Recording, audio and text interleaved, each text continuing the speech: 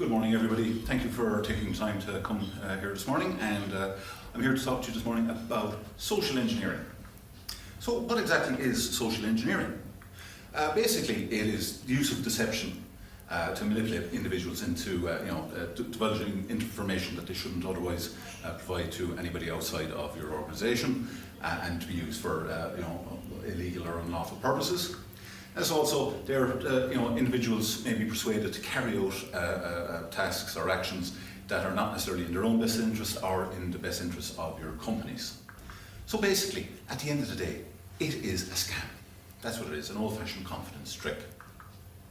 So what we're going to go through today, we're going to talk about fake invoices, talk about CEO fraud or business email compromise, also known as whaling. We're going to talk about phishing, which is voice phishing, and we'll just quickly touch on a few other things that are considered risks involving social engineering. So first up, we'll talk about fake invoices, and basically, this is quite common. And fake invoices can be typically sent into organisations for things like internet domain name registrations, charge for non-existent directory listings, or trademark applications. This is quite a common thing in Europe. And basically, these are invoices that are sent in speculatively into organisations, so that somebody might be persuaded to say that oh, we have a bill here, we need to pay the bill, so we should pay it, without checking and verifying if that supplier is an actual genuine supplier or not. So that would typically focus more on the larger organisations. Smaller organisations probably have more control over their invoicing and billing. But what is really sneaky is these forged invoices coming in apparently from your existing suppliers. So everything looks absolutely identical, except that the bank account details are different. And they might flag and say, oh, by the way, we've changed banks, here's our new bank account, here's our new IBAN, so please direct all payments now to this new bank account. And it isn't. That bank account belongs to the fraudsters, and you end up sending your money to those guys. And just in November 2017, some figures I got from Untitled Chapter, €700,000 went to fell victim to these fraudsters in November 2017. €700,000. So it's very common. Now also, like UCC down in Cork, they were victim of this back in 2015, where they, over a period of a few months, they lost up to €110,000 to fraudsters. So it's very, very common. It's very easy to fall victim to it. So just touch on how you can help protect yourself from such fraud.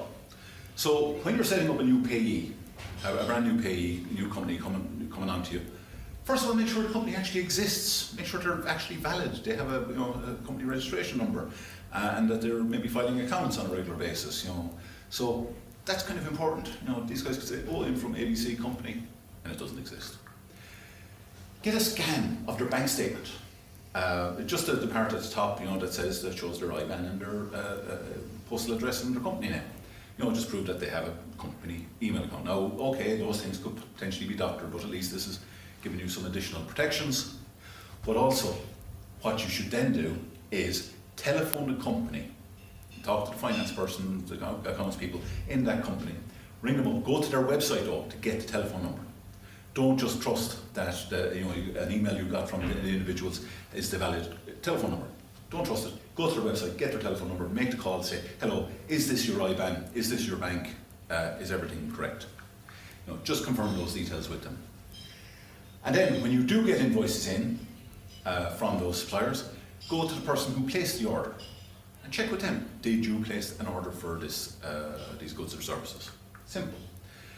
And then when you're looking at the invoice, check that the IBAN is the same as what you have set up on your online banking.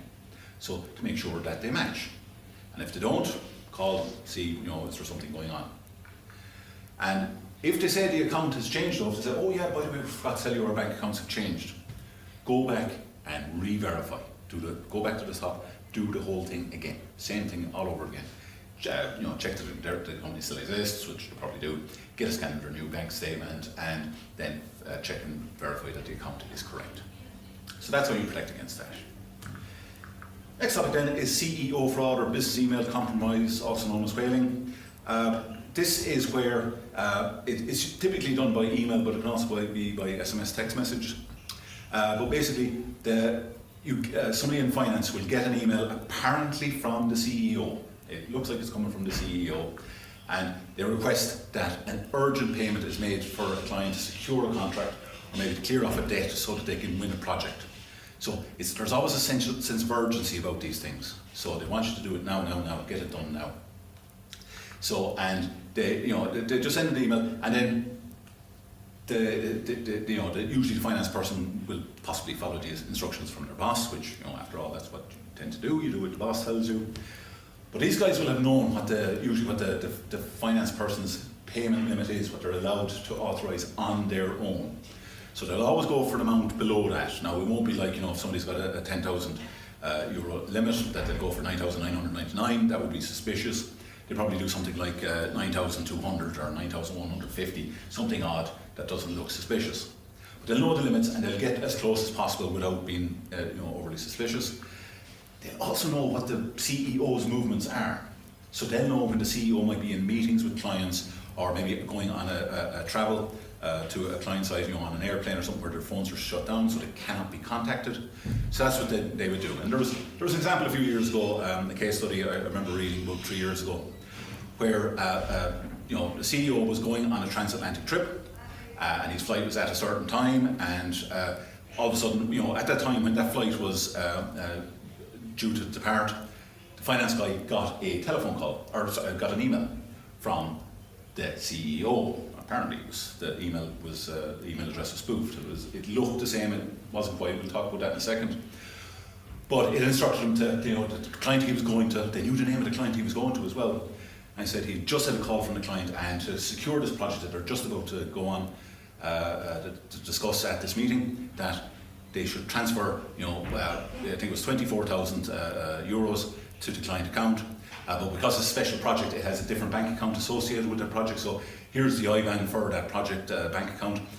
Transfer the money, get it done as soon as possible, so that when I get over to the client, when I meet him in the US, everything will be sorted out, and we can move on, get on with getting the project going. So please do that. I'm boarding the flight now, so I'll call you on the other side. So the finance guy goes, yeah, fair enough, and he queues up the payment and does everything that's necessary, that's always been required by him.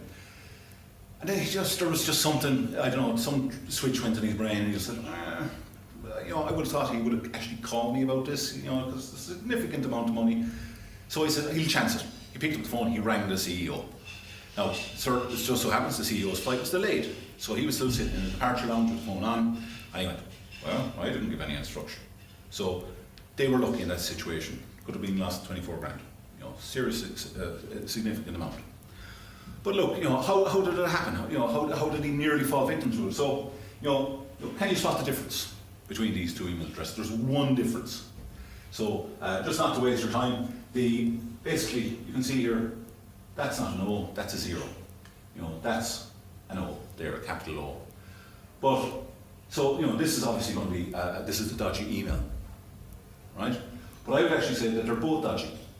If they had actually compromised the CEO's email box, they're probably in there. They could have sent this email from him, because they're trying to send transfer a large amount of money as urgently as possible and get it done today. And I'll let you know. I'll call you about it tomorrow. So it's don't bother me. I'm in the meeting with the client. It's transfer the money. Just get it done. So I would say these are both dodgy emails. They're trying to force people to transfer money without authorization, or to the fraudsters. So how do you protect your business from this? So quite simple. Where feasible, require 2 signatories at least on every payment, particularly and set them at lower payment threshold where you require 2 signatories. I know it might be a bit more inconvenient, but at least if there's 2 people looking at it and thinking about it, it should give you a bit more coverage. But then, when you do get emailed instructions or text instructions where they're not through the proper channels, the normal proper channels, telephone the CEO, verify that the instruction is valid, and also then the pay in the finance department of the company you're trying to transfer the money to, get their telephone number from their website again, and telephone them and verify that the account that you're transferring to is the exact account belonging to that company. So make sure that these are in place, and you must set your company policy. that this is what you must do. And your CEO must agree to it. He might like to send his instructions by email, but he needs to be phoned to verify that the instructions are valid. Absolutely must check these things. So they must be part of company policy. And then, of course, your accountants will want to make sure there's a proper paper trail for any payments made, so make sure you get an invoice or a payment request in the first place before you do the transfer. So that's really what you got to do. Just put these in your company policies and stick to them, and you should hopefully not be a victim of this CEO fraud. The next thing we're going to talk about is going to be a short video, 2.5 minutes, about voice phishing, which is vishing, which is social engineering without using any other techniques except the person's voice. So just sit back and enjoy this short video. So I invited a few of the world's best hackers to try to hack me and show me where my vulnerabilities are. And now I'm going to meet them in Las Vegas for DEF CON, the biggest hacker convention of the year. They're going to hack me using social engineering, which is essentially hacking without any code. They just use a phone and an internet connection. You want to do a sample phishing call? What's phishing? Phishing is voice elicitation, and basically what you do is you use the phone to extract information or data points that can be used in later attack. Let's do it. Who are you going to call? Maybe I'll call your cell phone provider and see if I can get them to give me your email address. I bet they're good. I bet they have my back. But yeah, go for it. I'm going to spoof from your number, so it's going to look like it's calling from you. Okay. Hi, I'm so sorry. Can you hear me okay? I'm sorry. My husband's like, we're about to apply for a loan and we just had a baby and he's like, get this done by today, so I'm so sorry I can't call you back. I'm trying to log into our account for uses information and I can't remember what email address we used to log the account. The baby's crying and can you help me? Awesome. In just 30 seconds, At gmail.com? Jessica gets access to my personal email address. Now, if I needed to add our older daughter on our account so she could call in and make changes, how would I need to go about doing that? You would have to send me a secure PIN through a text message? Yeah, well, the thing is, I don't think I'll be able to receive a text message if I'm on the phone. Oh, I'm not on there either? So I thought when we got married, he added me to the account. Jess uses my girlfriend's name and a fake social security number 5127. to set up her own personal access to my account. Wait, I'm sorry, so there's no password on my account right now? Can I set that up? She even gets the support person to change my password. Thank you so much for your help today. So she just basically blocked me out of my own account. I'll get her fed after this. Alright, thank you. Holy shit. So they just gave you access to my entire cell phone account. You're gonna have to go on and change your password now because it's Jess, my name. And all it took was a crying baby and a phone call. Yes. So there you have it. It can be that simple. How that people can use voice elicitation. So in those situations, that the person, the customer service representative on the other end of the line, should have really stuck to their policies and procedures around verifying the person is the correct person, and not just accept that it came in from a mobile number and the person knew the person's name, and maybe that's probably all they did, and just had the crying baby noise going in the background. And look, the customer service person, they want to help, and particularly when somebody's desperate and they put in the suggestion there that they needed to get it done today, they had a loan they're applying for, so they had to get it done as fast as possible. So, there are all those things, classic social engineering, there's a time constraint here, we need to get it done as fast as possible, please help, and crying baby, who's not going to help a mother with a crying baby to get past these things? But if you've got policies and procedures around checking the security and identification of individuals, you need to stick to those procedures, you need to have your staff sticking to those procedures as strongly as possible. So then just quickly running through some other risks involving social engineering. There's tech support scams. Typically these might be, you might get a telephone call from somebody from Aircom or Vodafone that you have some problem with your broadband, or that you've got, you have the if you have a problem with your computer and you go searching for Google, like for how to fix my computer, you get these telephone numbers coming up. Oh, we're in Ireland, we're tech support for Microsoft or for Apple. Please call us and we'll help you. And you call them, and you actually end up going through to some call center in some other part of the world that is not part of Microsoft or Apple, and they'll charge you a fortune for not really good technical support. They'll probably take control of your computer and then maybe hold you to ransom.